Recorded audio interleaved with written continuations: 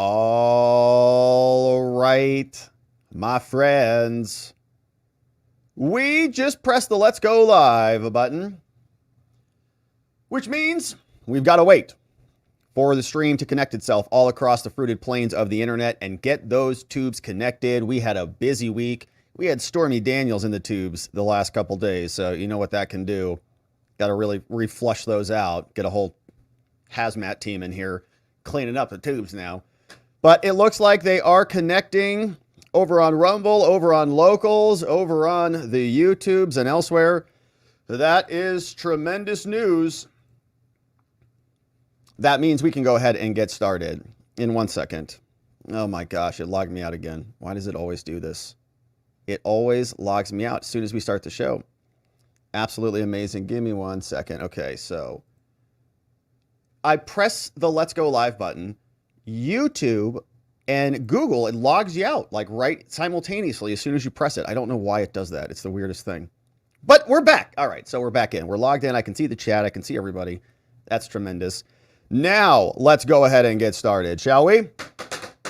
Hello, my friends, and welcome back to yet another episode of Watching the Watchers Live, the show that spotlights misconduct involving police, prosecutors, and politicians. My name is Robert Gouveia. I am a criminal defense attorney, and today we are talking about day 14 of the Bragg trial. We've got 3 different segments that we're going to zoom in on. The first, of course, is trial. We finished up yesterday with Stormy Daniels, and you can see the court sketch artist was not flattering. Her face is falling off of her face for some reason, but you know, she's been kind of around the block, so to speak. So she was there in court testifying, and she is now done. And so we're going to talk about some of the aftermath and fallout of that later.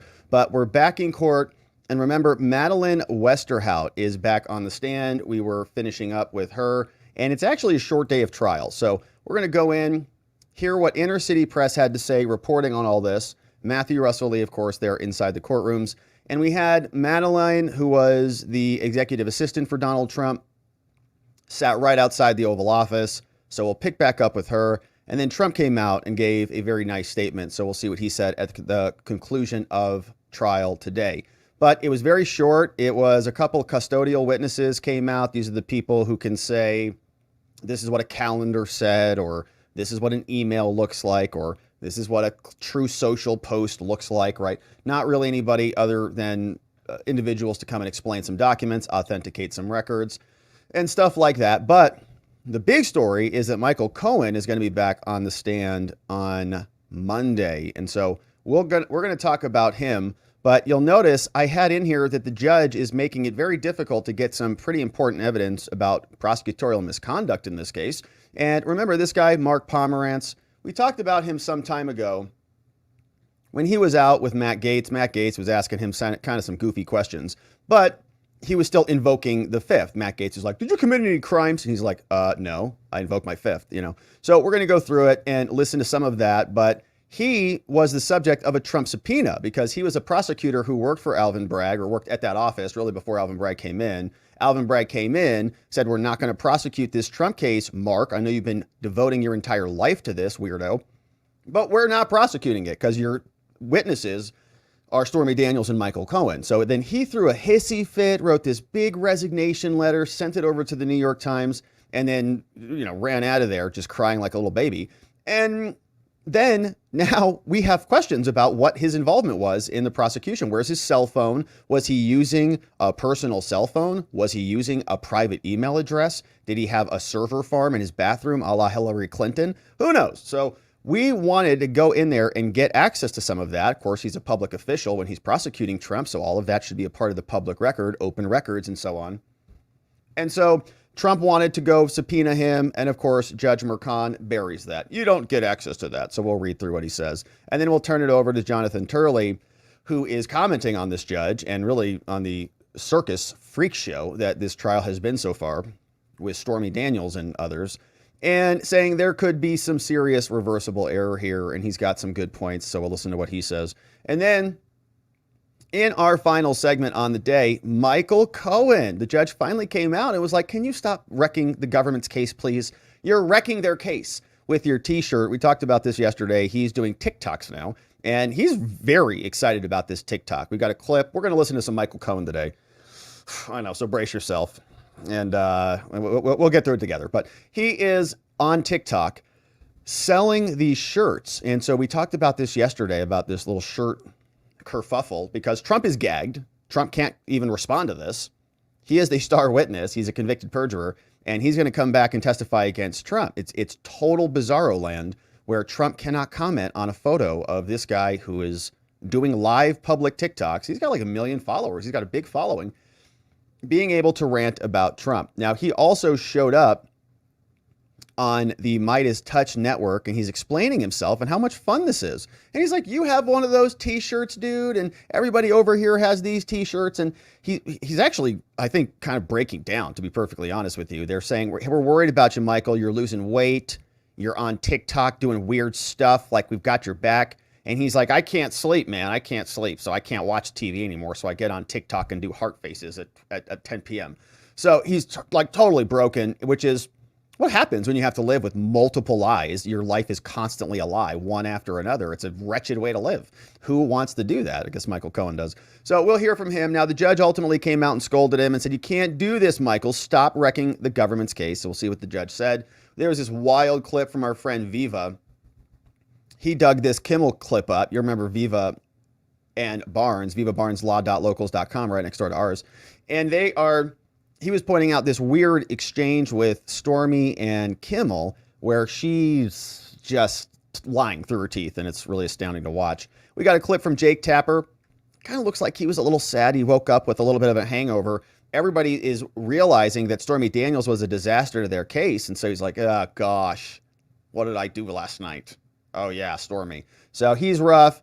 Lawrence O'Donnell was looking pretty rough. We talked about that this morning. He was up this morning, too. He's like, it looks like he got hit by a train. And so, of course, we'll see what he says. And then we'll wrap it up with Alina in the house. And she is going to explain this salacious trial and how all the little vultures in the media, every time there's something salacious from Stormy, she says the word like dinner or something. She's like, I like to eat dinner. And all the New York Times journalists are like, ooh, whatever, because they're a little bit disconnected from a female touch. But we'll go through this. We got 3 good segments today and a lot to get into. I'm excited that you are here and with us. I hope you had a beautiful and incredible week. It has been a lot of fun here going through this trial with you. We're not quite done yet. Before we get into the stories, I wanted to share this story with you. You've heard about this bird flu stuff that's poking around, and check this out. Cats have now died after drinking raw milk from bird flu infected cows. Oh, no. And I'm not joking, man. This is inappropriate. I don't like cats dying, and I especially don't like them dying from bird flu. So, right, we're getting a lot of stuff about this. You're seeing headlines. You're looking on some of the media sites. They're in red. FDA and other entities are starting to hit the panic button about this. But they're all, more than half of cats around the first Texas dairy farm to test positive for bird flu died after drinking raw milk from the infected cows. And so, it's not good. We've already been through one pandemic. We don't want to go through another one unprepared. Fortunately, we can get prepared because we have our friends at the Wellness Company, and they have a prescription contagion emergency kit. It's the only kit of its kind, and this is a prescription contagion emergency kit. It's from the Wellness Company, as you see, and it provides you with a very carefully selected assortment of effective medical medications, bird flu, other issues, respiratory illnesses. Inside, you'll get ivermectin, hydroxychloroquine, Z-Pak, Tamiflu, budesonide, nebulizer. You can rest easy. Just go there, grab one of these kits, and you'll see you can be prepared. It's also got an emergency guidebook for safe use. This stuff is backed by the research from people like Dr. Peter McCullough. And so the Wellness Contagion Emergency Kit is a must-have, and every American should have at least one in their home. Super easy to get one. Just go to this website. It's twc.health/Robert. When you go there, use code Robert and purchase your kit, 10% off and free shipping. Use the code Robert, twc.health. You can safeguard your health today. twc.health/Robert. Use code Robert, and these kits are only available in the USA. And so check them out, my friends. Get prepared. And I don't think they make them for kitty cats, unfortunately, but you can get yours. All right. So, and the links are in the description below. Thanks for supporting our sponsors. Now, Let's get to it. The Alvin Bragg prosecution limps on after 2 days with Stormy. We are back in court on day 14. Madeline Westerhout is back on the stand, and we're going to get into this courtesy of our friend Matthew Russell Lee, Inner City Press Reporting. His links are down in the description below, and we'd love for you to follow him and support his work. And so we're going to jump right into the trial to see what happened there before we listen to Donald Trump. Now, it's a bit of a shorter day in trial today because it was one witness and then we had a couple custodial witnesses, people who are going to come authenticate some records from FedEx and Verizon and other places. But we'll see where this goes because this is all in the lead up to Michael Cohen, who is coming very soon, theoretically the next witness starting on Monday after we're done today. So we're back. Inner City Press Reporting, you know who he is, and this is reposted on our timeline if you want to follow along to session. It's Friday. Donald Trump is here. Blue suit, red tie, power red. Waiting for the court to get started. Everybody's just kind of... Door burst open. All rise. Clerk of the court, this is the time set for case State of New York versus Donald Trump. Indictment number... Blah, blah, blah, blah, blah. Judge says, good morning, everybody. Good morning, parties. Mr. Government, Mr. Defense, Mr. Prosecutor. Good morning, Mr. Trump, says the judge. He says, good morning. Yesterday, we had a witness on the stand, and we're going to get started with this, says the judge. Anything else we need to discuss before we get started? Government prosecutor says, yeah, Your Honor, with permission, may we approach? Yeah, says the judge. They come up. Attorneys go up to the bench for the sidebar. Todd Blanche, defense attorney, stays back with Trump. They're up there for a while, man. This sidebar continues. Trump still at the defense table, showing his lawyer, Todd Blanche, some papers. Can you believe this crap? Look at this crap, he says.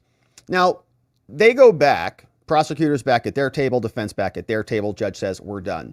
Let's get the witness, please.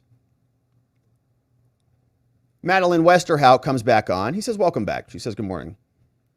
Let's get the jury, please. Jury comes in, all rise. Everybody looks at the jury. They are seated. We are seated. Trump's defense attorney, Susan Nicholas, back up questioning Madeline Westerhout. And as a reminder, this is Madeline Westerhout. This is what she looks like. And she is Trump's former executive assistant. She used to work directly outside the Oval Office. Basically, her and Hope Hicks were out there. And she was the liaison to the president. If you wanted to get a hold of the president, you went through her.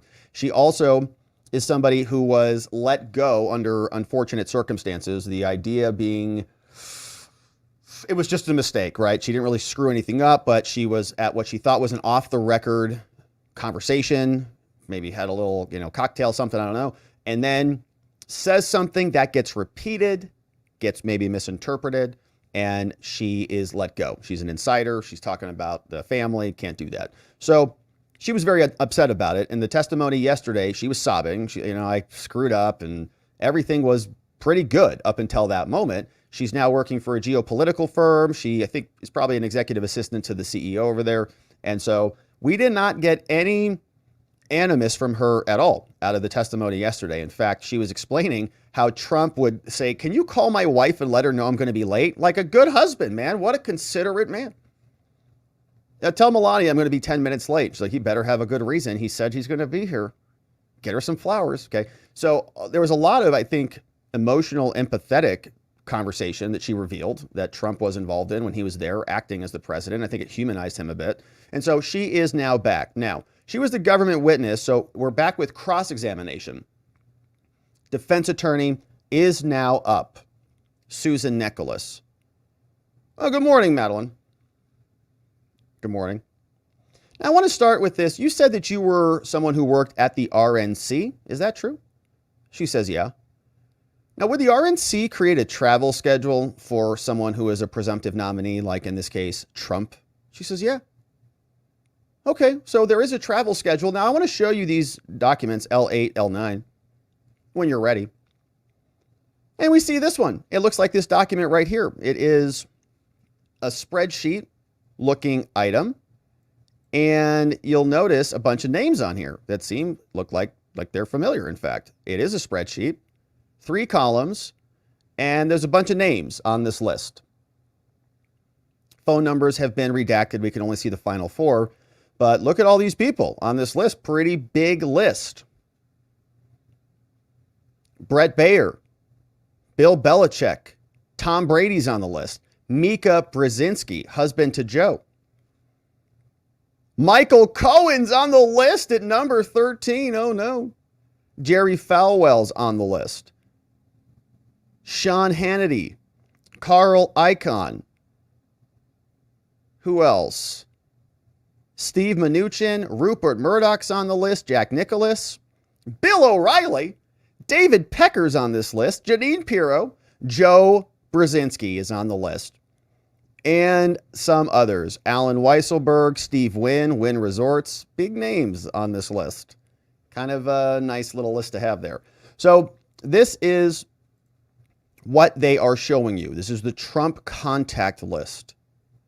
And did we see Stormy Daniels on there? I don't think that we did. And of course, this is by alphabetical order. Last name first. So I don't see Daniels. And could it be under McDougal? McCabe? No, I don't see McDougal.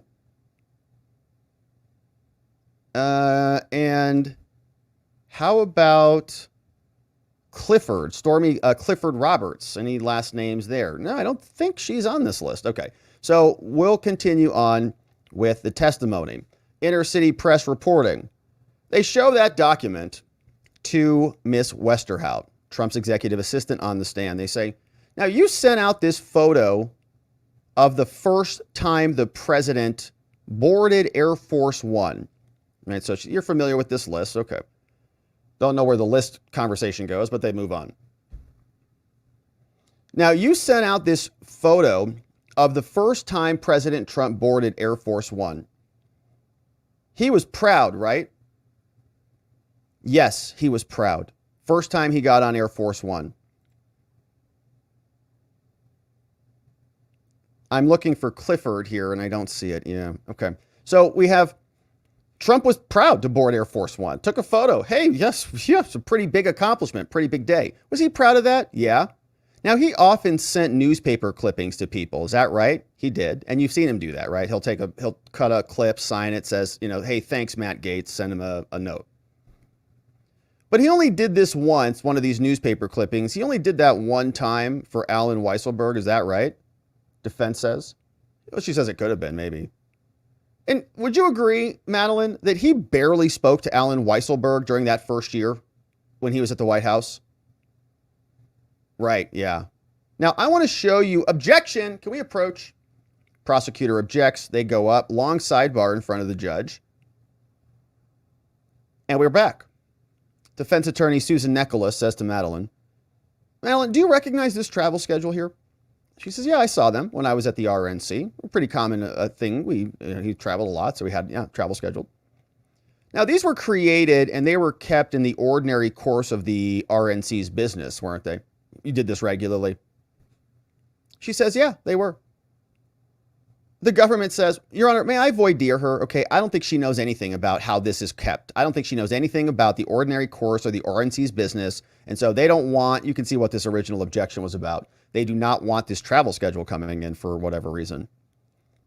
Objection from the government again. We object to the admission of the RNC travel schedule into evidence. They go back up to the judge. The motion to introduce this into evidence is denied. Again, judge does not allow the evidence in. Why not? Madeline was saying it was in the ordinary course of business, right? To get it in. It's just a business record. Get it in. And they say, well, she didn't create these records. Did she create it? No, someone else created it. So what does she know about the create? So judge says, oh, yeah, that's a good point, prosecutor. You're right. More evidence that's helpful for the defense. Gone. Thanks, judge. He says the motion to introduce this into evidence is denied. Susan Nicholas, defense says, thanks, judge. All right, Ms. Westerhout, you were asked about how checks were sent. Remember that from the prosecutors? She says, yeah. And there were checks. Remember, they got into FedEx envelopes. They would put another return envelope in there. They'd send them to the White House. Trump would sign like 10 checks. They'd send them back. She says, yeah. Now, at some point, you were told that there was a post office box set up for the president and his wife to receive personal items. Is that right? She says, yeah, that's true. But it was slow. And isn't it true that things got lost in that process? She says, yeah. And President Trump was upset because he thought it was disrespectful if he didn't respond promptly. Is that right? She says, yeah, definitely. He was upset about it. And so things would be sent to Keith Schiller, wouldn't they? So that it would just go directly to him because the P.O. box was a big problem. They're probably security, all this crap. It's like it takes a long time. Trump says, just give me the thing and respond to them. Right? I don't want to get back to them 6 months later. It's disrespectful. He says, so things would be sent to Keith Schiller, the bodyguard, right? Yeah, right. And is it your understanding that this workaround happened in previous administrations? Like other presidents did that too. They just send stuff to that dude, send stuff to that dude. Like if it blows up on that dude, it's probably, now we know. She says, yeah, I can't imagine it would have been any different. Now, you didn't give any packages to Ivanka Trump, did you, Madeline? No, I didn't. Now, Trump signed a lot of things, wouldn't you agree? She says, yeah, he's the president, signed a lot of stuff. And he felt if people were getting his signature, they should get his real signature, right? Objection, sustained, strike that. Now, Donald Trump, Madeline, you've seen him sign checks, right? Yeah. You've seen him sign checks doing other things. Yeah. Have you seen him sign checks while he's on the phone? Yes. So he was somebody who you would say multitasked. Is that right? Oh, definitely. Yeah. Your Honor, I have People's 75 government. It's an email of Ronna Graff, who was Trump's other executive assistant at the Trump org, not at the White House, asking about buying a photo frame at Tiffany's. Remember, she said this is for Trump's mother, and they were going to get her a $650 Tiffany's frame because we love our mamas here, okay? And you said you made the executive decision to spend the money because he was busy, right? You did that. Yes, I did. Good call, Madeline. Now, you work in the White House, and you were working there when the Stormy Daniels story came out, right? She says, yeah.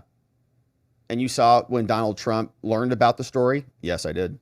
And would you agree that he was upset about it? Yes. He was very concerned that his family would see it. Judge says, objection, sustained. The answer is stricken, right? He was concerned his family would see it. Objection, that's speculation. She doesn't know what's going on in his mind, Your Honor. She can't make that conclusion. He says, yeah, you're right. This is a big, the government heard that. I'm sorry, the jurors heard that, right? They heard her say he was concerned his family would see it. Not about winning an election, not about running into the White House, stealing an election. It was about Melania. It was about his kids. It was about his reputation and undermining his honor and integrity, which any man can relate to. But they don't want that in. They don't want the jury to hear that. Sustained. That answer is stricken. She said nothing further. Any redirect? Government's back up. Madeline, Ms. Westerhout, now you did not meet Mr. Trump personally until after the election. Is that right? She says, yeah, I met him November 2016. And at Trump Tower, this is the government, did you sit on a different floor than President Trump at the tower? Yes. Now, Ms. Nicholas didn't ask if you'd spoken before. Have you? She says once. When? This week. Did you work for the American Political Strategies for Robert O'Brien, who worked in the Trump administration? She says, yeah. No further questions. Okay. Defense attorney's back up, says, hello again, Madeline. Again, you testified that President Trump was very close with his family and sustained, stricken, objection. You're done. Don't tell us about how he loves his family. I don't want to hear about it. Sustained, stricken, next witness. The government prosecutor loser is called Daniel Dixon. Daniel comes in. Promise to tell the truth, talk to God? Yes, I do. Daniel, where do you work? He says AT&T. What do you do there? I respond to legal demands. I help law enforcement interpretate. Oh, man, that's a great word. I love that. Interpretate. Nice. Said in context, call records. Interpretate. It's a little bit more aggressive than interpreting. I help law enforcement interpret call records. Interpretate is much more aggressive. We like to make up words here. It's okay. I'm down with it. Says, did you review this thumb drive, Mr. Dixon? He says, yeah, there are 6 AT&T numbers and 11 others on here. Okay, they say People's Exhibit here, subject to a sealing order, Your Honor. They put some stuff on the screen. It's a Michael Cohen account report. There's a .donaldtrump.com email address. And for what it's worth, this witness, Dixon, is wearing a hat, says Inner City Press Matthew Russell Lee reporting. They say, Mr. Dixon, what is a mobility report? He says it's a report about how many cell phones go to how many other cell phones. And this is how we can tell how the records work. Is that right? This is how WAS can tell how the records work? He says, yeah. Okay, no further questions. Trump's lawyer, Beauvais, Emil, is up. He says, Mr. Dixon, a cross-market move is a change in the AT&T's accounting. Is that right? He says, yes. So this Michael Cohen move, it begins in January 2017. Is that right? He says, I don't know. Zoom out for me. Cross-market move is a change in AT&T's accounting. Zoom out. And Mr. Dixon, you're aware of something called pocket dialing, aren't you? He says, yes. Nothing further. Okay. Next witness, says the judge. Government says, the people called Jenny Tomlin of Verizon. She comes in. Can I tell God? I do.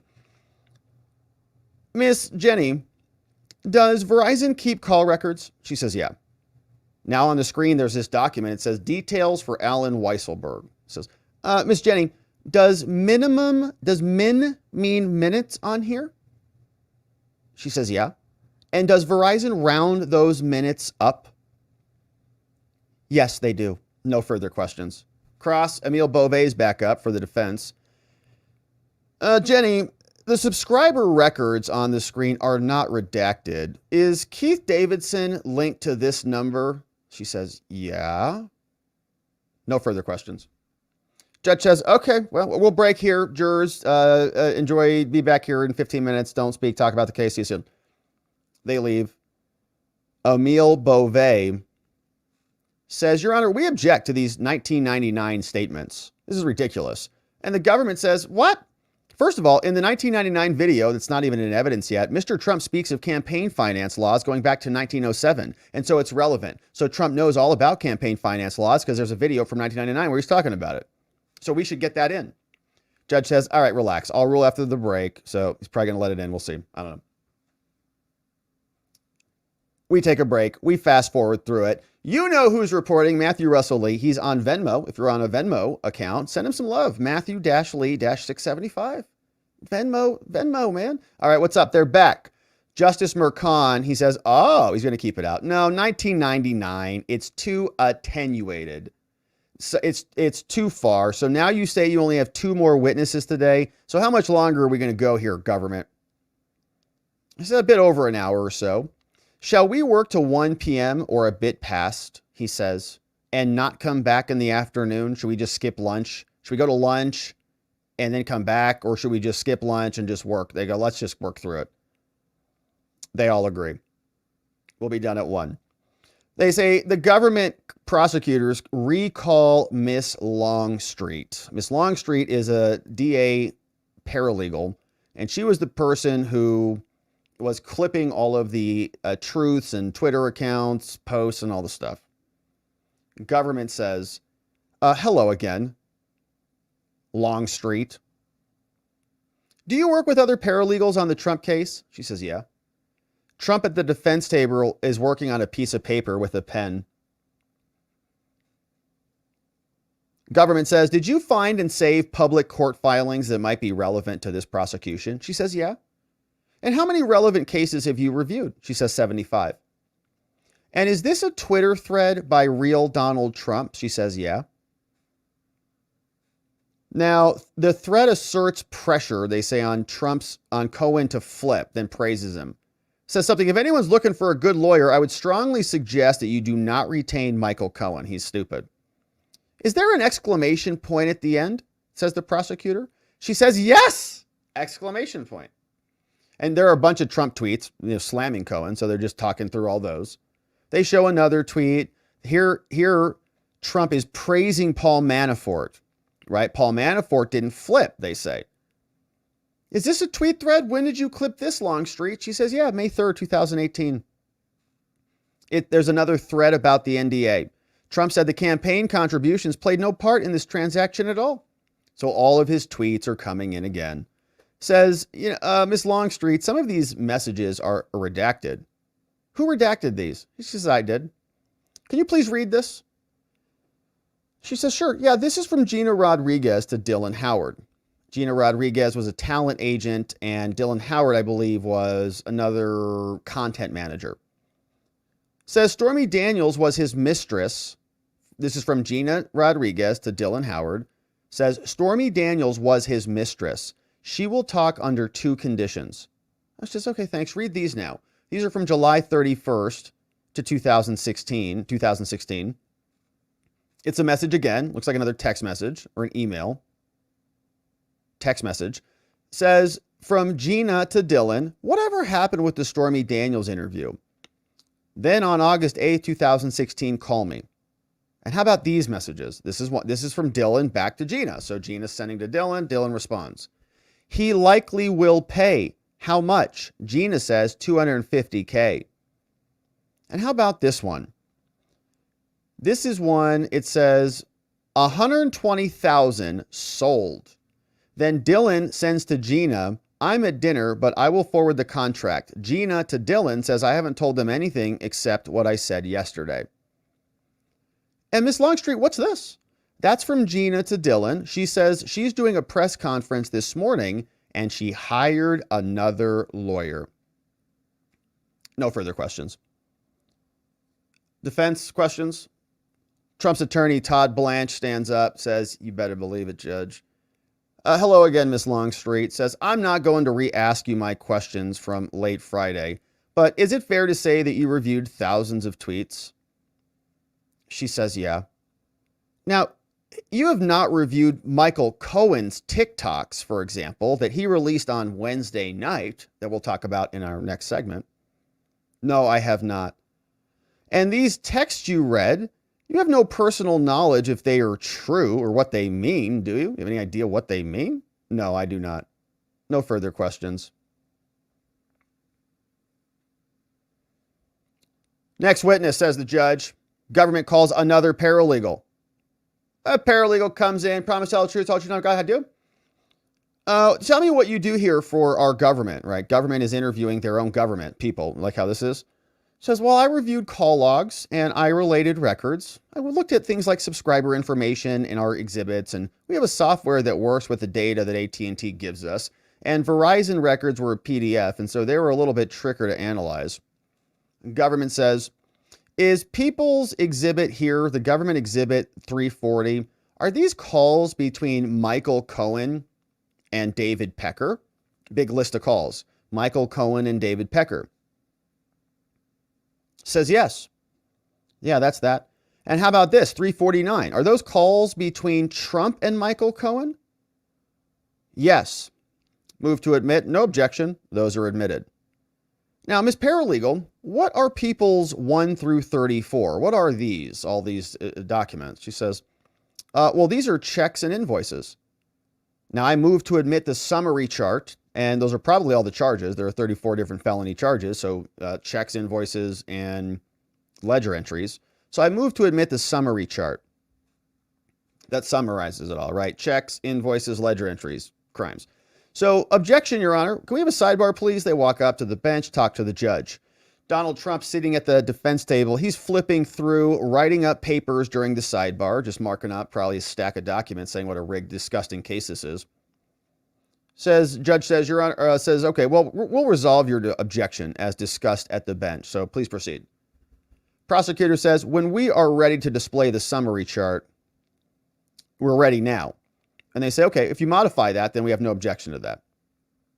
So up on the screen, there we go. Yep, 11 invoices, 12 vouchers, and 11 checks. It says, now each one of those lines up to a count on the indictment, doesn't it? And says, yeah, they do. Paralegal says, yeah, I have nothing further. Government is done. Defense attorney Emile Beauvais back up. So she's counting the invoices. Says, was this tedious work? To the paralegal. She says, well, actually, I kind of enjoyed it. I like spreadsheets. Some people do. From 2018, Ms. Paralegal, there are about a page and a half of calls. It looks like we're going through your records here. It looks like there are a page and a half of phone calls that are cut. You see that? She's got, I don't know. Well, Emile Beauvais says, well, let's take a look at the government exhibit here. There's a list that came out April 16th, 2024, and I want you to look at 336 and 337. Look between those. Some of those pages were deleted. You see that? Some of those were deleted. Was this after our cross of Davidson, of Keith Davidson? Did you delete those after we talked to him? She goes, what? What? Deleting what? What are you talking about? And here, Ms. Paralegal, on 344, it looks like you deleted several pages here too. You deleted these, didn't you? She says, yes, I did. Yes, I deleted them. Okay, thanks. Now with Michael Cohen, remember CP1 and CP2 and Government Exhibit 247, that recording file off the physical device was CP1 from September 6. And I'm going to go to Bates 2726. And so this seems like it's not matching up. Says, can I explain? Says, well, just answer my questions. Says, these are the IMEIs. These are the identifiers for the cell phones, aren't they? She says, I think you're blowing up the wrong column. Says, no, well, now CP1, as you can see right here, is using another IMEI. Do you remember what Mr. Dixon said? She says, I don't want to contradict him. Nothing further. So something went wrong over there. Now, Greg Price also reported on this side of what happened here. He says, one of Alvin Bragg's paralegals admitted on the stand today that the office deleted 3 pages worth of phone calls between Stormy's lawyer, Keith, and Michael Cohen. Huh. Not only that, but they submitted the call records into evidence, but didn't mention to Trump's team that some of the files were deleted. Uh-oh. He took this screenshot, so here's another angle, another report. Defense attorney Emile Beauvais is challenging the evidence the prosecutors are putting forward, asking the paralegal, her name is Jaden Jarmel Schneider, about the deletion of some of the toll records between Keith Davidson and Michael Cohen after the defense submitted recordings between the two from 2018. She admitted that they've deleted some call records from the files. Wow. Beauvais also has Jamal Schneider confirmed that some calls were removed from an exhibit of calls between Gina Rodriguez and Dylan Howard. Beauvais said it was actually worth 3 pages worth of records deleted. Jarmel says he took issue. He says it's not significant, but he did acknowledge some of the records were removed. Said, at this trial, you're sort of the guardian of the toll records, aren't you? So I don't know if I'd say that, but if you say so, Jarmel responds. So more deleted evidence, not a surprise. And they ended there. Nothing further. Perfect. Government comes out, prosecutor on redirect trying to rehab this situation, says, why did we shorten the charts? Why did we shorten the charts, delete those things? He says, well, to include only what came up at trial. You know, we're pretty well down the road, so it cuts them out. Okay, thanks. Earlier, you wanted to explain, and what did you want to say before he cut you off? Well, Mr. Beauvais, or Beau, says, sorry, it was AT&T. Says, do sometimes people get a new phone, but they keep the same phone number? Says, I do. Nothing further. So the phone numbers are changing from the cell phones. Rotating. Beauvais back up. Mr. Paralegal, now you're just speculating, aren't you? He says, well, the importance of the call is in the timestamp. Beauvais says, well, isn't it true the recording cuts off? He says, yeah.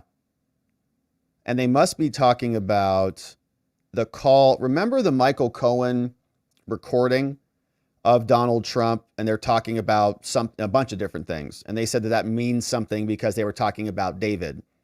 And then the call comes in. The importance of the call is the timestamp. Yeah, but the recording cuts off, doesn't it?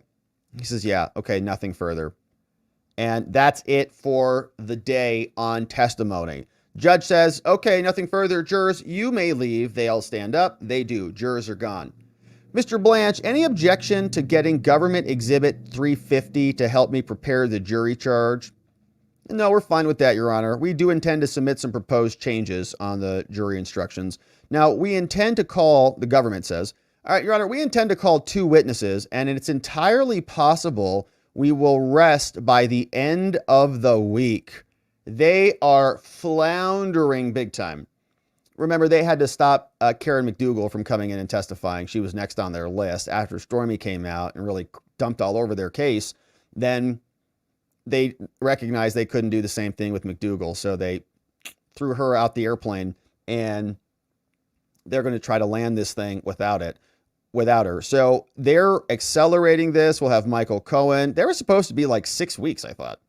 4 weeks, 5 weeks, 6 weeks of their testimony, but they're accelerating it pretty quickly. Trump's lawyer, Bove, says, Your Honor, there's a separation agreement between the Trump org and Allen Weisselberg. And so it's unduly prejudicial and it's not relevant. Okay. He's in prison right now. And they say, yeah, exactly. We want to explain why he's not here. We want to explain that Weisselberg's in prison because they put him in prison.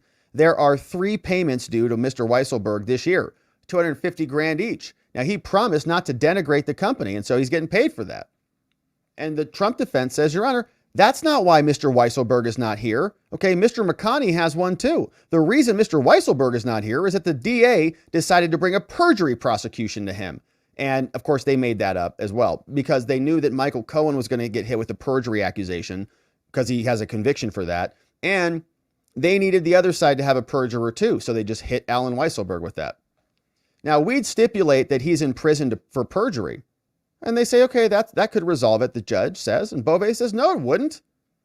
We don't want them to hear that. It would be helpful to me, the judge says, to see some sort of effort to compel him to be here. I'd like him to be here. It's a factor for me, he says.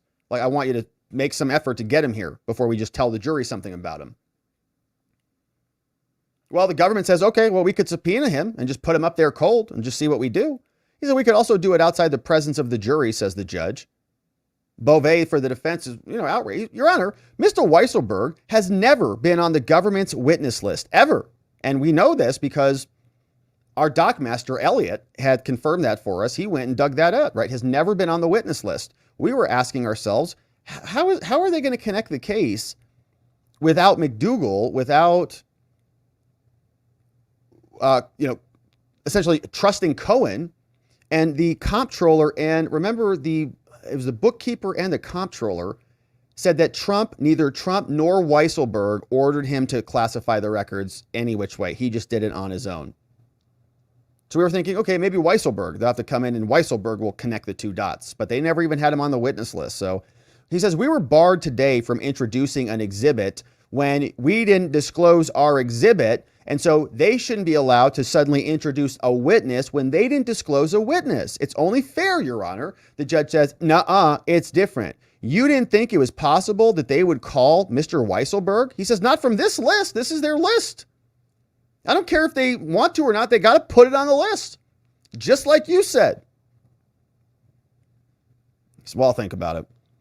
And Your Honor, before we wrap, I got to tell you, Your Honor, Todd Blanche says, Mr. Cohen continues to go on TikTok. Now, he's in a t-shirt that has President Trump on it in jail. And we ask you to order the people to order the witness to not talk about Trump until the case is over. Prosecutor says, Your Honor, you can tell us, but we don't control what he does. He says, okay, I know you don't, but I would direct the people to tell Mr. Cohen that the judge is saying not make any more public statements until the trial is over. Adjourned. So Cohen gets no gag. Cohen can do his little TikTok dances all night long because he can't sleep. He's so stressed out, living multiple lies simultaneously. It's a terrible way to live.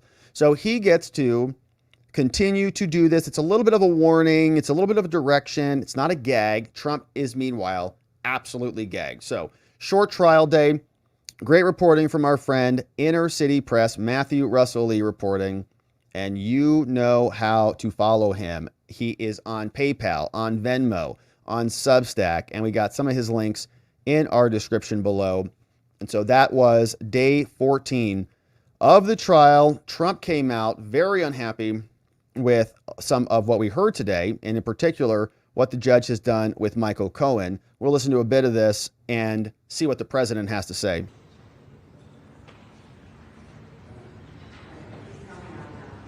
Red tie, stack of documents, as we expected.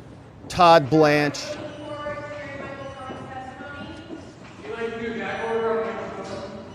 President, are you going to testify next week? There is no gag order to Michael Cohen. What the judge did was amazing, actually. It was amazing. Everybody can say whatever they want.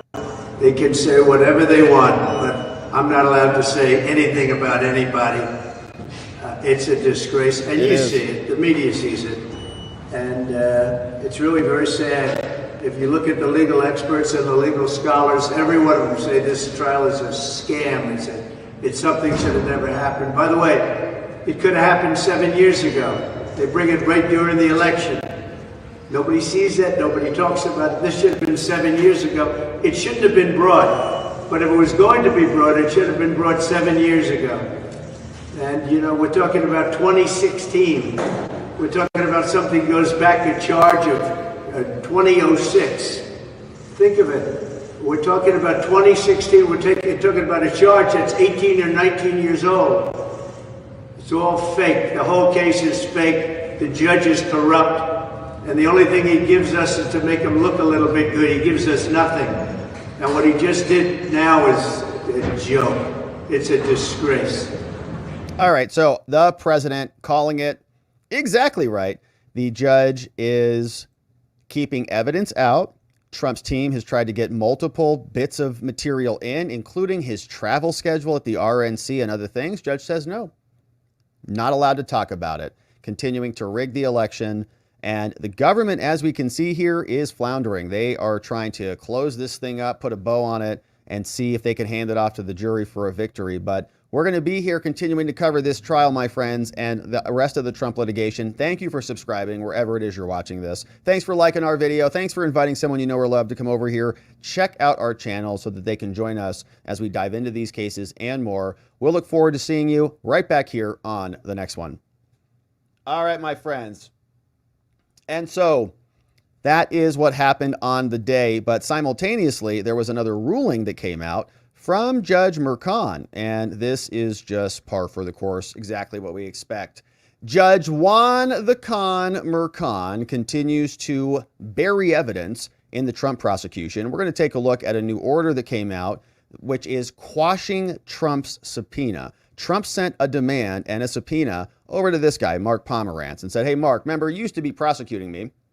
And as part of the prosecution team, some of your evidence, some of the investigatory techniques, the materials, your memos, all the things you did should be a part of the government's case. And some of that might be discoverable if we're asking about prosecutorial misconduct and how you might have rigged the prosecution. So they're saying, we want to go get access to some of those things. Were you using a separate personal cell phone so that you didn't have to keep your investigatory mechanisms on the record? Were you using a personal email address like Hillary Clinton and these types of things? And we know that this guy is a little bit nervous about some of that because he is now pleading the fifth. So here was a nice exchange from Matt Gaetz. This is a former prosecutor of Donald Trump, was working on this case, resigned like a crybaby, wrote a big whiny resignation letter, said, I'm leaving the office because Alvin Bragg won the election, looked at this crap case, decided not to prosecute it. So he resigned. Matthew Colangelo came over from the White House, took his place, and the case got back on track because Colangelo cattle prodded Alvin Bragg. So here is just an excerpt of him denying and pleading the fifth, and we're going to see now that Judge Merchan continues to protect him. Same answer. Fifth Amendment. Yes, ma'am. Do you respect Alvin Bragg? Same answer. Fifth Amendment. Going to answer your question about how often I was physically at the offices of the Manhattan District Attorney. Have your own desk there? Again, I'm not going to respond to your question. On the basis of what? On the basis of the fifth paragraph of my statement.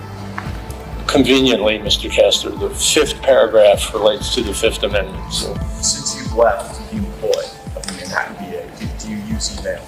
Email. As a method of communication? I decline to answer your question. And who's your current email provider? I decline to answer that question as well. On the Fifth Amendment ground? Yes, sir.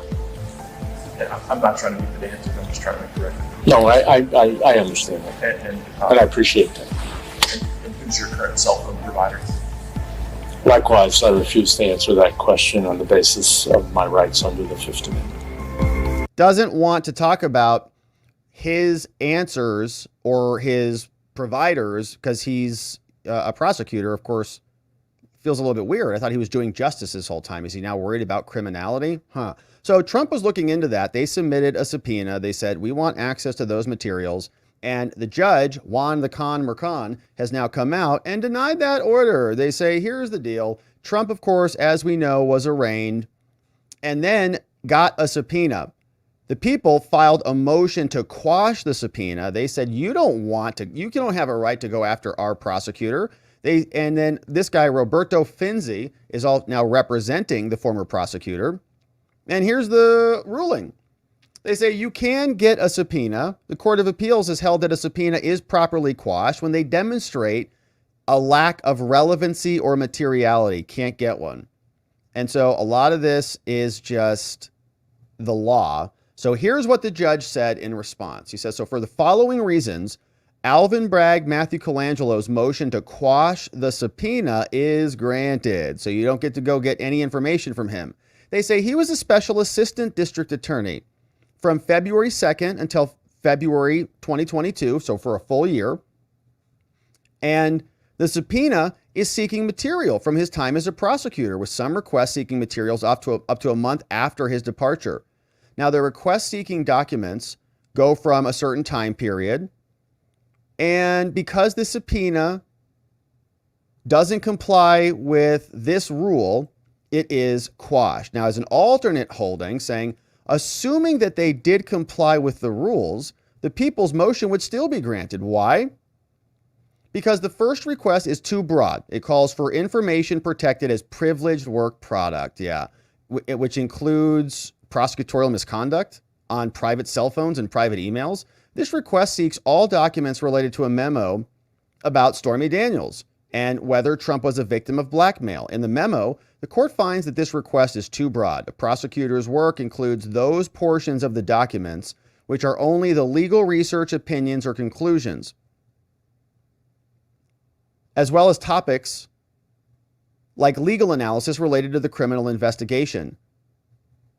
Now, defendant's second and third requests are again far too broad to amount to an improper fishing expedition. And so Trump's second request seeking all documents for that period about any animosity or bias towards Trump is just too broad. And many of these things have already been turned over. And finally, Trump's fourth request seeks information on topics that are not even relevant.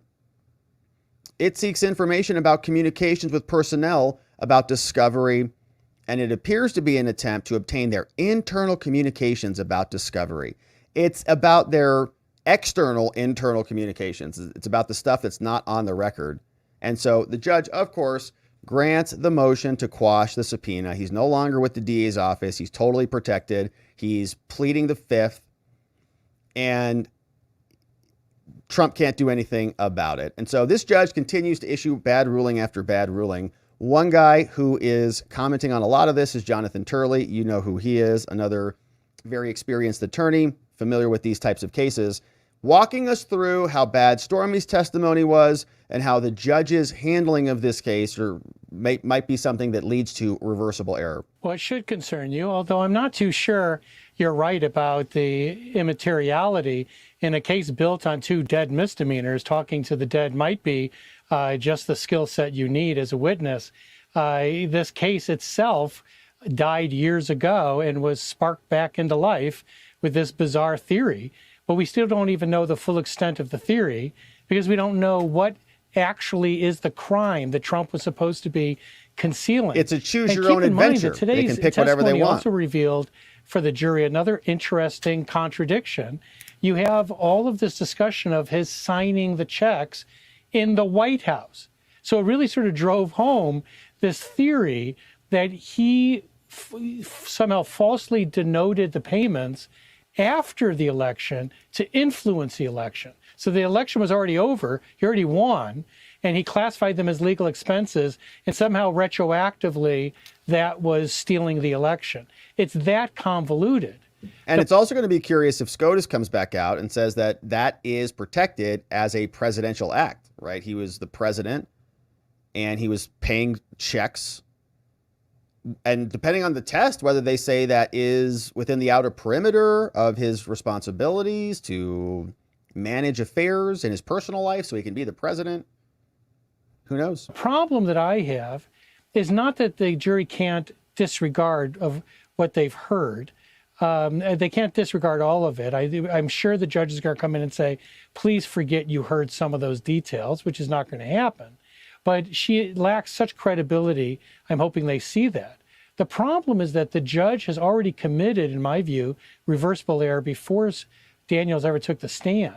He allowed the government to repeatedly say that there were campaign violations in this case. For all they know, Donald Trump did commit a campaign finance violation, election finance violation. That's just not true. Yeah. And that itself, I think, could end up a reversible error. Yeah, and remember, we talked about the article, the document from Hillary Clinton's case, where she just settled her campaign violation with just a fine. So even if it was a campaign violation, the fact that it has evolved or devolved into a criminal prosecution is just, again, outside of the standard norms in our justice system. They are targeting Trump because he's Trump. And so we're going to be here continuing to cover this. Not a surprise. Another corrupt prosecutor is very likely going to escape any sort of culpability for his involvement in this case. But we'll be here continuing to cover this one and more. Thank you for subscribing, my friends. Thanks for also checking out our members-only communities. You can join us on Locals, watching thewatchers.locals.com, or right on YouTube. Click to become a membo over there. We do live streams in the mornings and on Saturdays. We'd love to have you come join us for some of the membo-only content. We'll see you over there and back here on the next one. All right, my friends, we got one final segment on the day. It's a lovely Friday, and now it's TikTok time with Michael Cohen. Oh, gosh. Judge scolds Michael Cohen, the so-called star witness, for his TikTok shenanigans, but it's only a light scolding, just a little bit of a warning, no real repercussions if he goes right back on TikTok, and we'll see if the prosecutors at the DA's office even care. Because after all, this is part of a political battle, and Cohen is a good soldier on the ground floor. So what happened, of course, we've gone through the transcript in prior segments, but here's the summary with ABC News. They had people in the courtroom, said the judge warns him, stop talking about the Trump hush money case. We got a clip, 2 clips of Cohen coming up explaining what this is. He's now selling this merchandise on TikTok, and he's very excited about it. On Friday, issued a warning to Cohen, telling prosecutors to say, stop talking about the case. He says, I would direct the people to communicate to Mr. Cohen that the judge is asking him to refrain from making any more statements about this case. That comes from the bench, and you are communicating that on behalf of the bench. And he is a former lawyer, so is that supposed to mean something? I don't think he gives a crap about the bench. He has already lied to the bench at least once. It came after defense attorney Todd Blanche brought up recent statements about TikTok wearing this shirt with the photo of Trump. Blanche said, Your Honor, it's becoming a problem every single day that Trump is not allowed to respond to this guy. He stated on social media that he's going to stop, and he doesn't. The government has said already that they repeatedly asked Cohen and others not to post, but claimed they had no control over the witness. They've already asked him. Maybe he should be gagged. Trump, of course, is gagged.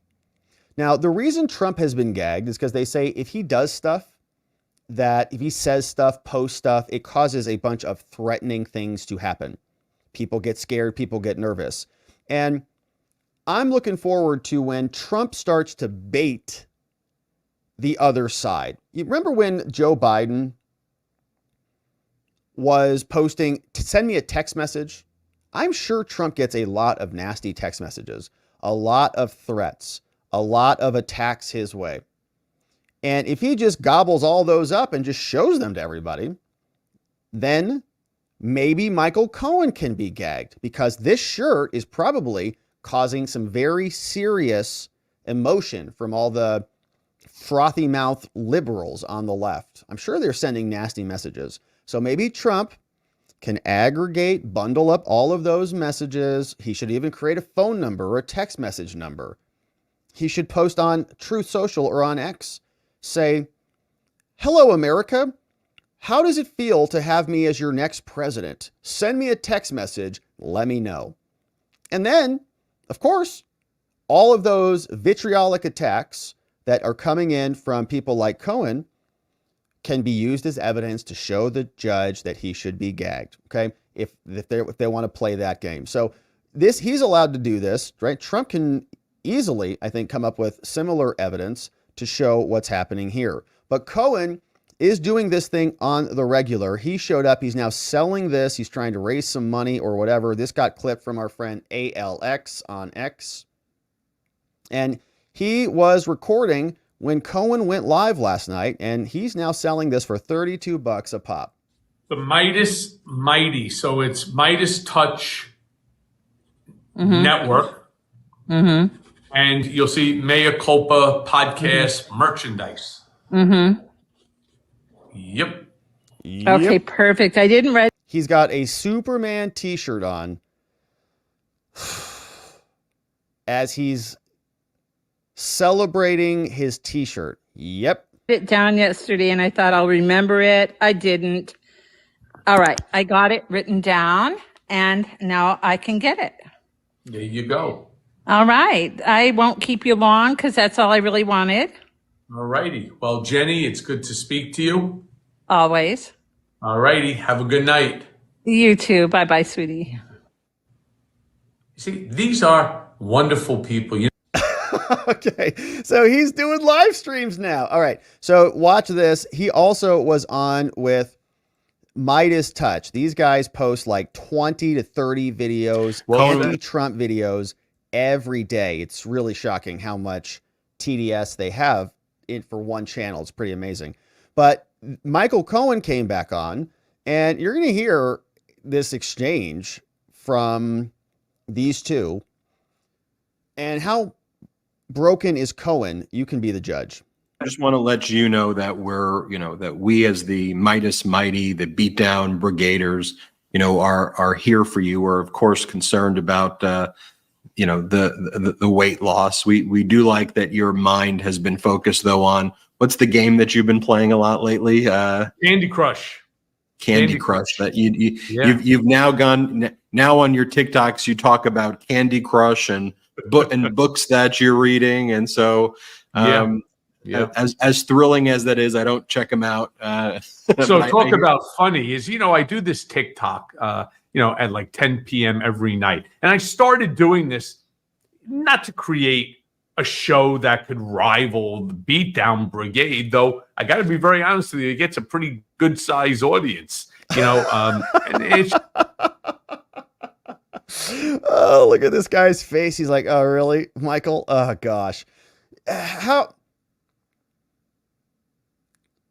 They're just perfect for each other, aren't they? Just another platform. But what it does for me is it gives me the opportunity to do something when I can't sleep. Yeah. And I can't watch any more television, meaning I can't watch all the streaming shows. I've seen them all. I mean, I've literally seen everything. And we ask all our friends, hey, what are you watching? You got anything good? And then, of course, you binge on it because I have lots of free time on my hands. And so I started to, yesterday I was wearing my Mea Culpa, Mar-a-Lardo Correctional Facility shirt. You have one of those, Ben. Well, let's just say, like here, we have folks that are not brigaders. They are anti-brigaders, as I do trolls on my Michael Cohen TikTok live show. And they started taking photo shots of it, recording it, and they send it into Fox. They send it into, everybody across the board, as if Because you're in the middle of a trial, dude. You're going to be testifying on Monday. Do you have any idea what's happening right now? I didn't know that they were going to be watching. The hell do I give a shit? It's my shirt. We made it over a year ago, right? When did we make that shirt? Around the time that we started here, Beatdown, right? Yeah. Probably like two Februaries ago. So I said, yeah, there you go. It's part of the Mea Culpa Midas Touch Network merchandise. And if you like it, it's very soft. It's very comfy. And a lot of people are taking exception to that shirt. And I said, I don't care. Okay, so he doesn't care. Doesn't care. Maybe he'll continue to talk about it when the judge has told him not to, right? It's just a shirt. They sold it a long time ago.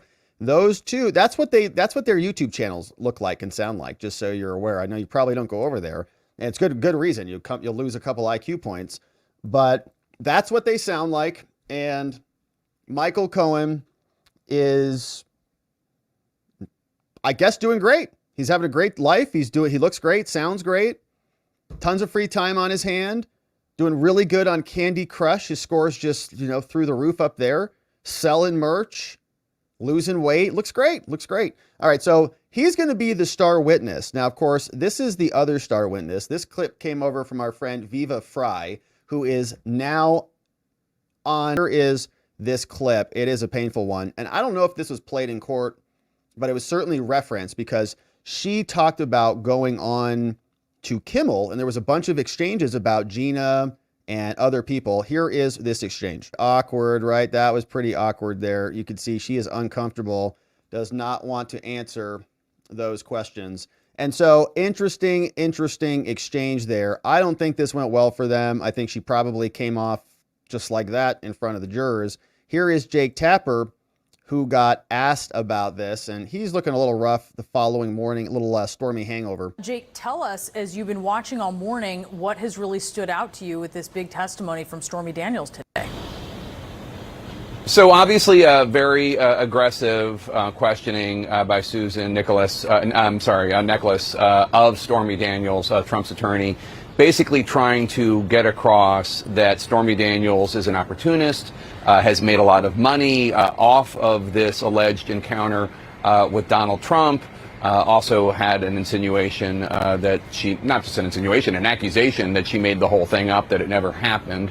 And that was interesting. There was evidence she introduced of the Make America Horny Again tour that she went on, and the fact that she has profited. And now when the prosecution came back on redirect, Stormy Daniels was asked, was it, on the whole, was it net positive or net negative for you? She said it was a net negative. But I thought that was interesting. Stormy Daniels conducted herself. She was very precise. She would occasionally call Miss Nicholas ma'am. Miss Nicholas would, did you not say blah, blah, blah, blah, blah? And Stormy Daniels would say, you're going to have to show me where I said that. And actually, one time, for instance, I'm sorry to use this language, and this is where we are as a country, but okay. One time, Stormy Daniels made a reference to flushing the orange turd. That was a tweet that she did. And what the defense attorney had extrapolated was that Stormy Daniels was saying she was, I'm paraphrasing here, but integral to sending Donald Trump to jail. And why are we in this position, Jake? Is this because this is some new novel type of criminal enterprise from Donald Trump, that no other politicians have executed NDAs, that there have not been agreements like this for Bill Clinton and many other politicians? I would imagine that this stuff is all over the place in the media. I imagine Jake Tapper might even have an NDA. I don't know.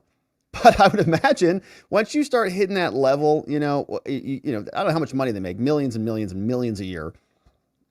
They're all over the place. There's lawyers that do this full time. That is what Keith Davidson was doing, just dealing with this stuff, signing NDAs. It's like just getting new clients, right? So they're extortionist type of efforts all over the place, and people just settle claims. Now, you'll also notice that Jake Tapper, he's a little bit of an artist. This is not too bad. So you see, this sketch is by him. So he brought his iPad in there and he was drawing Stormy. I get maybe he's going to hang that on his refrigerator. You know, Stormy's been a heroine, I think, for the left. They're very excited about her. They've been talking about her for a decade now, coming up on, and he is now even drawing little watercolors on his iPad, and he's probably going to put that right on his desk, and he'll say, wow, this is great work. Isn't that what she meant when she referred to flushing the orange turd? And it was that kind of thing where Stormy Daniels would say, no, I didn't say integral, I didn't say jail. There's I another just said one. Nice flushing job, the orange Jake. turd. And that was the kind of back and forth. That's pretty good. I mean, it's pretty good. I got to say, it's like pretty good. You know, the jury was paying attention throughout.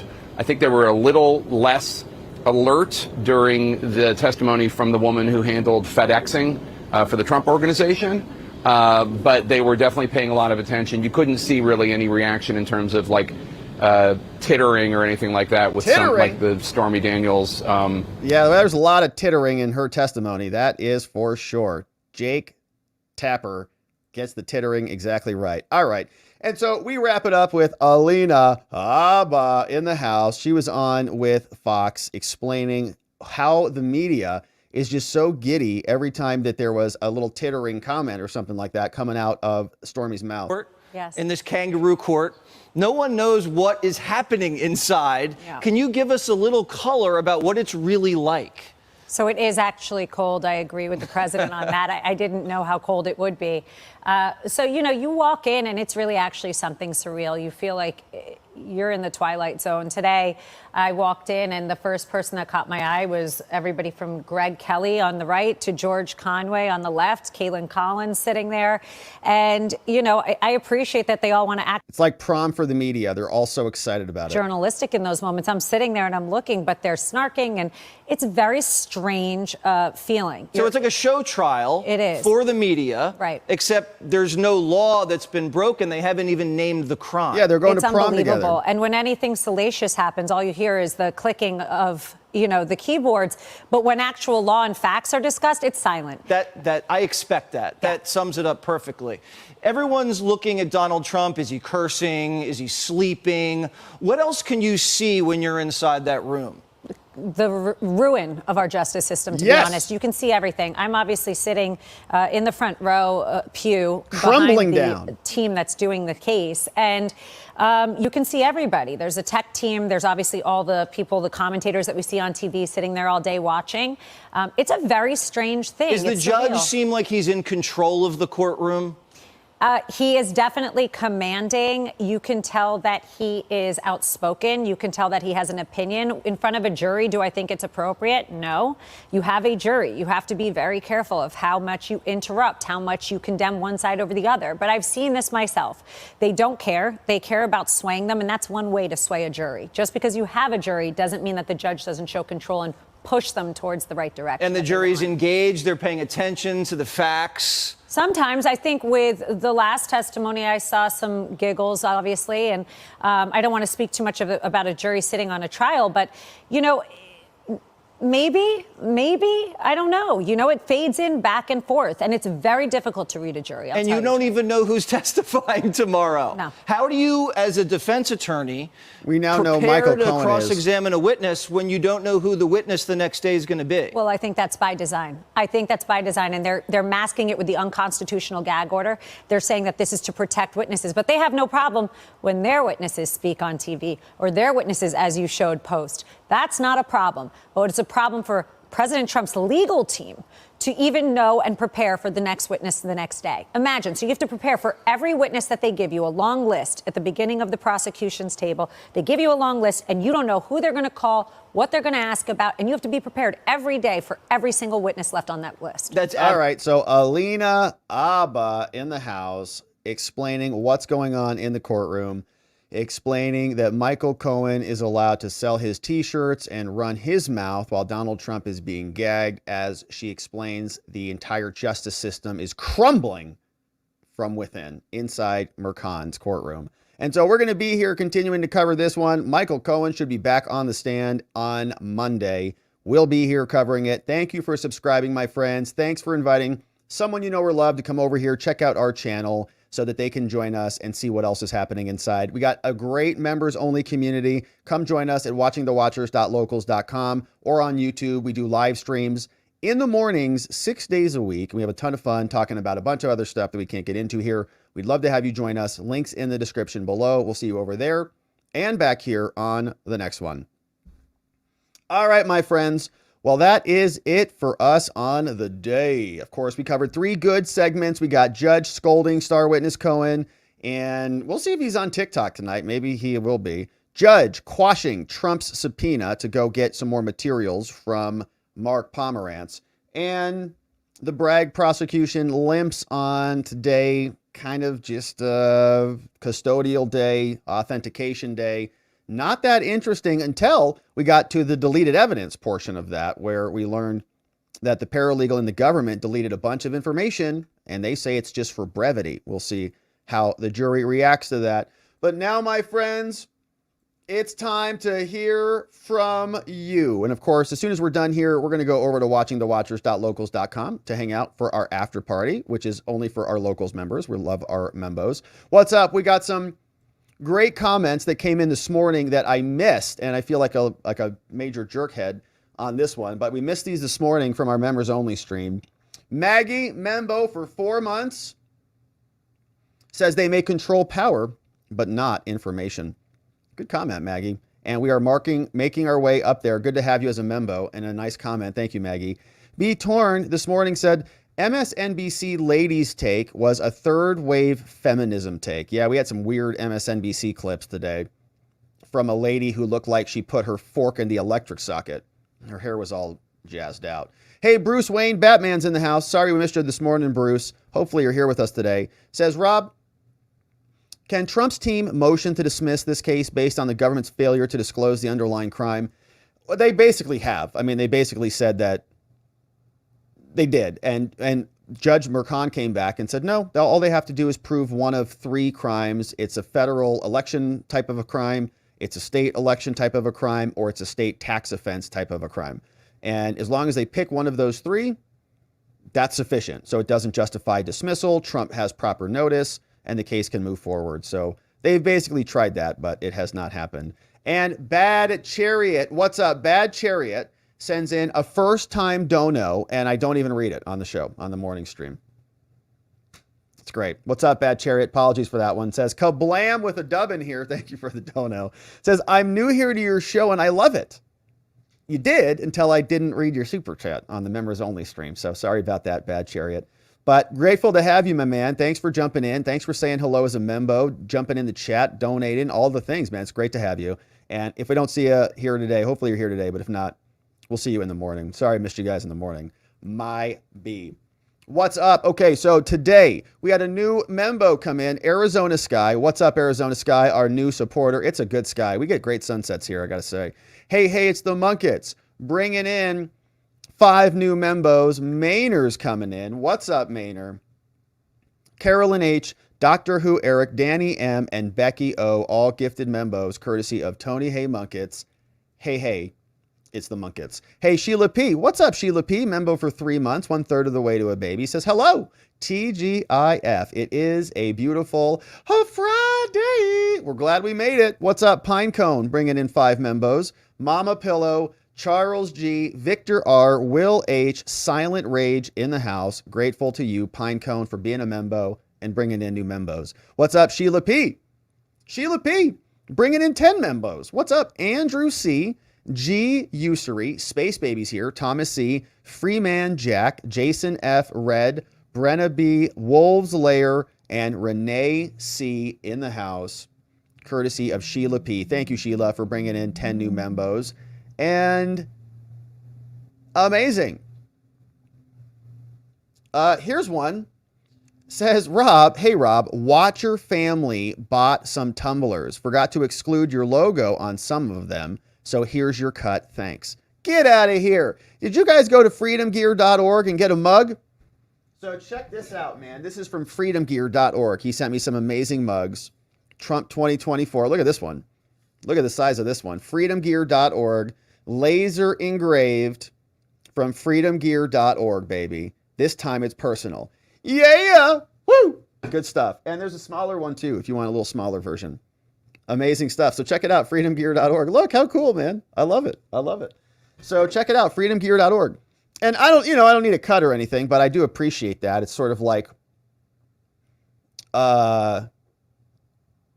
tithing or something. I don't know what it is, but thank you for it. I'll take it. Thank you, Freedom Gear. Grateful for it. But I'm glad some people went over there to check your stuff out. freedomgear.org. It's good stuff. Grateful for that. Hey, yeah, let's get some good mugs and represent. Freedom Gear says, I don't have a licensing agreement with Rob. It would be at his approval.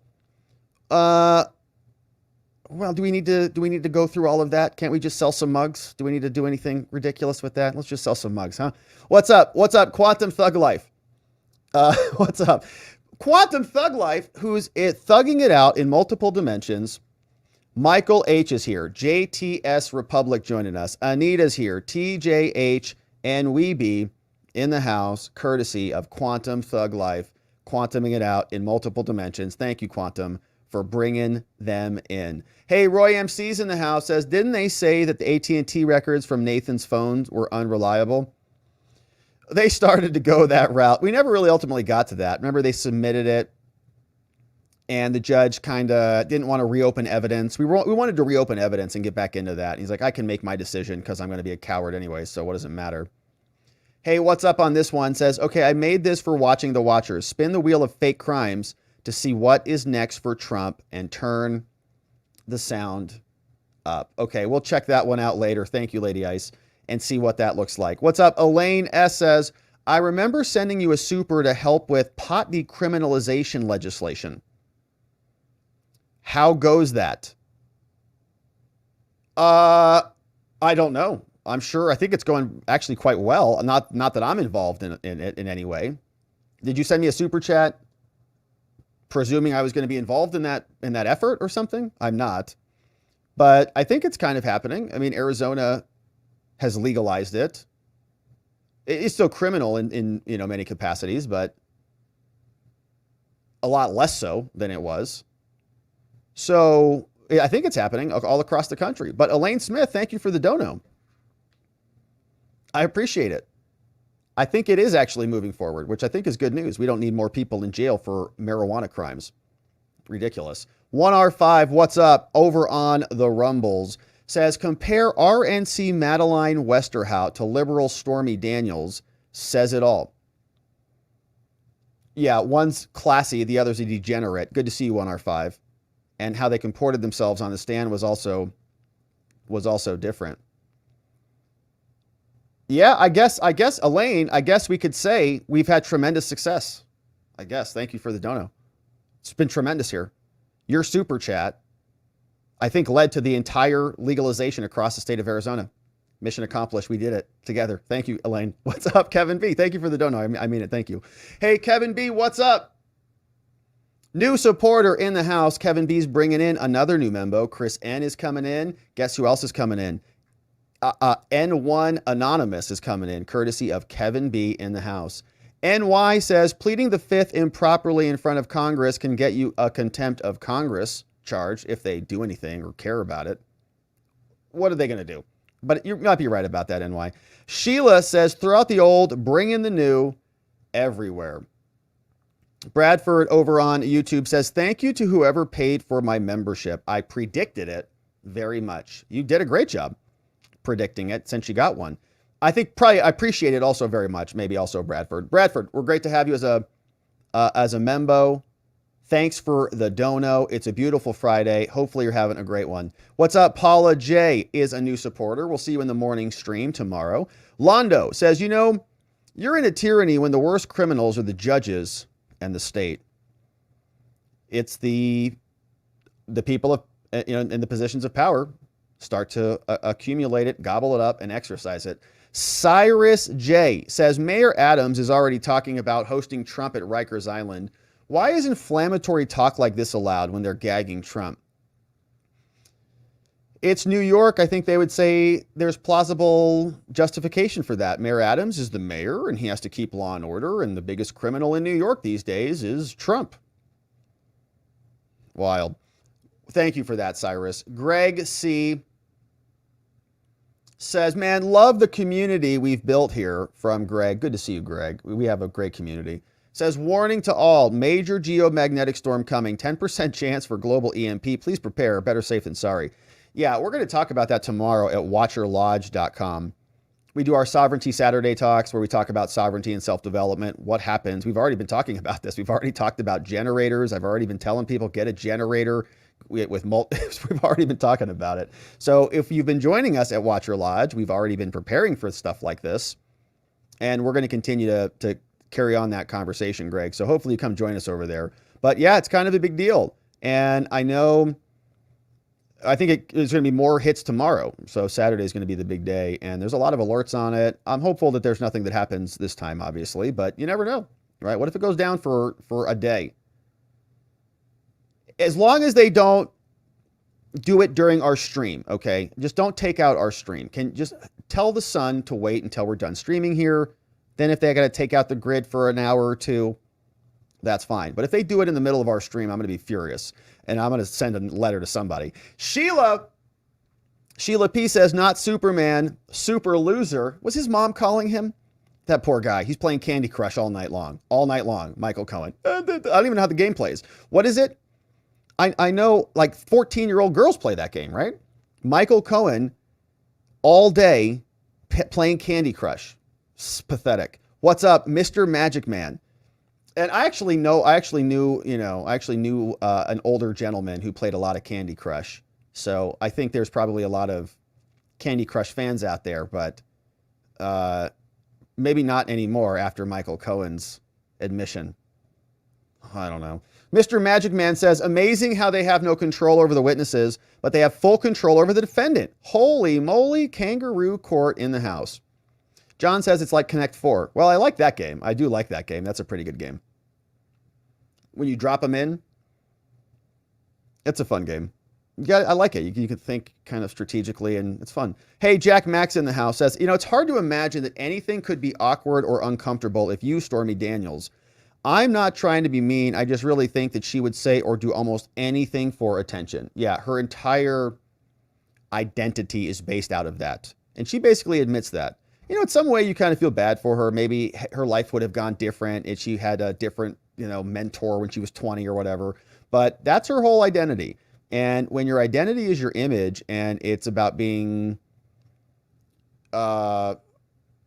attractive, using your body, that eventually fades. And then she's got to figure out some other way to draw attention to herself. And she did that by making a fake claim up against the presidential candidate. Cowboy Rob says, Jake Tapper is not going to tell you about the inner workings of CNN or MSN, whatever channel he works for. Why? Because he has an NDA. Duh. Yeah, it's exactly right. I'm sure that's right. I'm sure he signed an NDA. And he would say, well, it wasn't for sleeping with somebody. And I said, well, did your colleagues have that?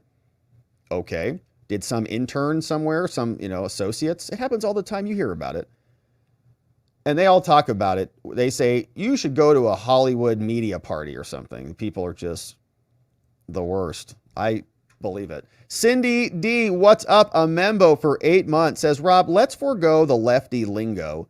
It's blackmail case. I don't know what lefty lingo you're referring to, but you could usually forego the lefty lingo. Blackmail is a good phrasing. Extortion. Crash says, Cohen is in serious mental trouble. He seems to be close to the edge, probably staring down into the abyss. I feel sorry for him, but his issues are all of his own making. The only silver lining to the dark gray cloud called Michael Cohen is that he is going to implode the case on the stand, and it should be exciting theater. From Crash. He does not look well. He seems, it's hard to live multiple lies back to back. It's very confusing. It's stress inducing, and you can see it in his lifestyle now. What's up, Spuds? Says they went to the Lavberia School of Persecution and Investigation. The Lavberia School of Persecution and Investigation. I don't recognize that name, but it sounds terrible. Hey, what's up? Drunk Pinata says, so if Trump intended to break a law, he did not break. Yeah, that's correct. So it's BS. If he broke the necessary law as required, they would have charged it, right? He does not. You're right about this, Drunk Pinata. The judge said he did not have to actually break the other law. It's that he just intended to break the other law. What is the other law? We don't even know yet. How much do they have to prove of that intent? We don't really know. Do they have to get certain elements of those other crimes? Do the jurors have to agree on those other crimes? I don't know. Tree Bark, what's up? Says, great show, Rob. I guess I am technically a Watching the Watchers baby now. We got a new baby in the house. Little Tree Bark. Very, very nice looking baby. Welcome aboard, Tree Bark. Great to have you. Thanks for being a member on the locals and for the lovely dono. A new baby in the house, my friends. Tony Hay Munkets says, hey, Rob, I got a problem with cussing at work. I've been substituting my cuss words with saying Stormy Daniels, and it's actually working. Really?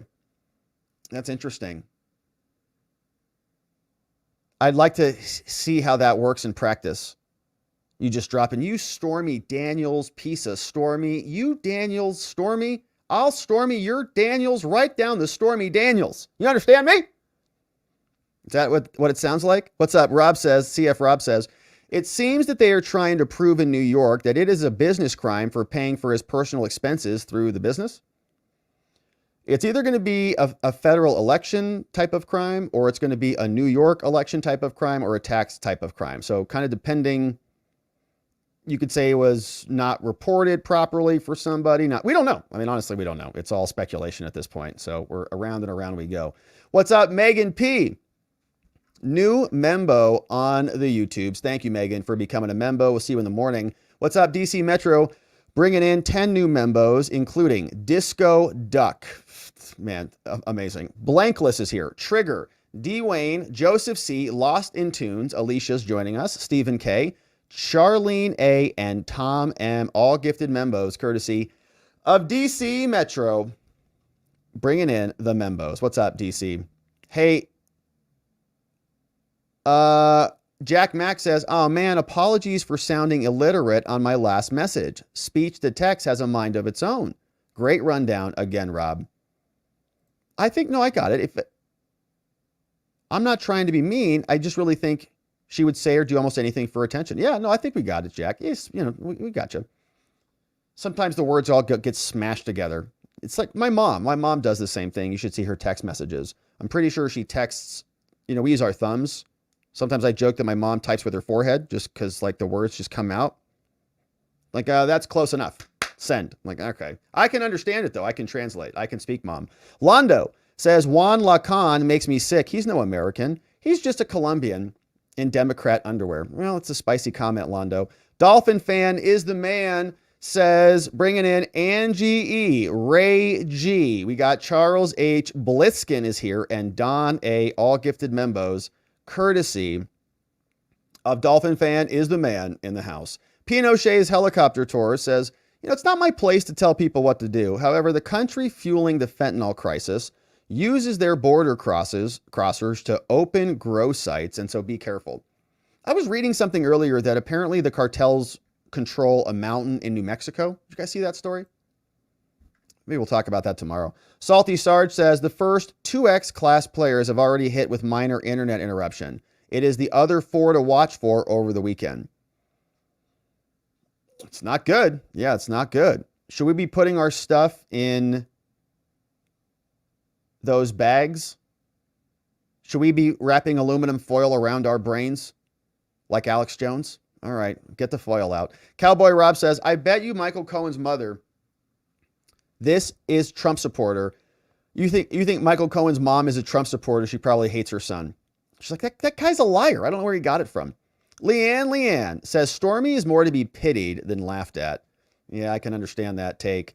Good to see you. NY says, I would tell any Democrat to seriously consider having history record history record them individually participating in jailing Trump. Now that election crimes from 2020 are starting to come to light, the prosecutors of Trump may be holding a very inconvenient hot potato. NY, the good doctor. What's up, Salty Sarge says, you were hidden in subs on YouTube. Those punks? On wild, man. Hey, there's Alex Jones. All right, my friends. This weekend, we know what we're doing this weekend. It's time.